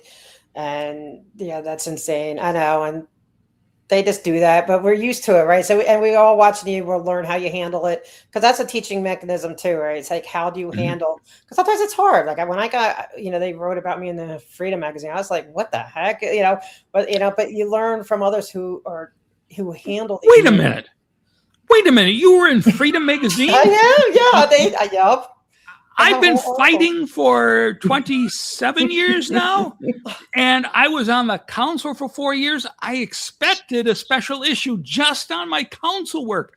They never Scientology. They didn't want to draw any attention to me. I so disappointed. I wanted to have a cover that I could show around. Hey, look, I made it. Yep, I know. It's like you made it, and I know they're too scared to put you on there, because I would think that would be the good campaign here. Like, you know, for anyone that doesn't want Scientology expanding here, you could tell. Yeah, I'm going to help you. But yeah, I mean, yeah, even like, way back when. Now I think it's funny. I think it's hilarious. Yeah. I love it. They stopped talking about me decades ago because they didn't want people going to look at my videos. Absolutely. So and they learned early on. If you Google your name, you are infamous or notorious or whatever word they would like to say. But national treasure. A lot of hits on Google. That's all. Yeah. And so thank you. And yeah, but we're learning. You know, we learn from people who are going through all this stuff, and maybe people will get inspired to run in their area too. So I always think it's a good learning, and we watch from people doing it. And so. And you know, I'm just a guy. I don't have a big political party behind me, really. I don't have any experience prior to this of running for office. And I just said, well, now's the time to do it. And it worked out. And I had a chance to prove myself over those first 4 years. And I've heard from people that I respect who are part of the political firmament around this area, who say that I grew into the job and they really learned to respect me. And I appreciated that. And that's what I'm seeing too now with people from the community for the first time saying, we want to get you elected, not on Scientology issues, but because I care about all the other issues. And I mean, that's a really nice feeling to know that people think you're making a difference. And getting me on the council, other than Sam, that would be a huge difference. So, yes. And we're going to keep talking about it, because we're going to keep promoting you and everything. Definitely. And please, if you ever want to come back ever again and grace us with more conversation, we'd love that. Yeah, I can see already there is a question from Mona about if you were willing to talk about the old hearings at one point, if you would be available. Yeah, now's not the time, but I'm always happy to talk about those. I started to upgrade the audio on some of them, and I'm going to do that for all of them. I did it just for Ron DeWolf and Paulette Cooper so far, but I'm going to go back. I captured all those videotapes. I've got them sitting up here on the wall here by me. I've got 2 VCRs right here that were plugged into the computer to get them recorded. And I'm going to see if I can make better copies of them. But they're an important piece of history. And I got those from Clearwater in 1999. And at that point, they said, this is the last person we're going to run copies of these videos for. We're tired of running 6 VHS long tapes. So I put them online. So they're available for anyone to see. Yeah, and it's an impressive archive. Antics just wanted to point out that you are not just a guy; you are a national treasure. So, and yeah, wise you'll need beer to That goes remind without yourself saying. every morning when you wake up. Anne gave a last-minute gifted memberships to Audit. Anne is also a great support for the movement and the community. Absolutely. So would this be the great time to end for this time? And we look forward to seeing you again on Double Degraded. All right. Update maybe regarding the election. Woohoo, I won. Yep. Yes. Yeah, we expect nothing less. Yes. All right. All right. That's Yeah. great. Well, thank you. Thank you for having me on here. And it was fun. Thank you. And if you could just wait, hang out in the back, because I know Oh, I'm hanging. I'd love to say Yeah, hi to don't you worry. for a minute. Good. I'm hanging. All right. Thanks for watching. We'll see you again next week. And we got another amazing guest to look forward to speaking to next Thursday. So put your notifications on and remember to subscribe to our channels and Mark's as well. You can be found with the user at Mark Bunker. That's also in the description, as well as all the other information and the links mentioned before. Have a great Thursday and see you next week. Yep. Bye. Bye, everyone. Bye. You watched Double Degraded with AuditLA and Miriam.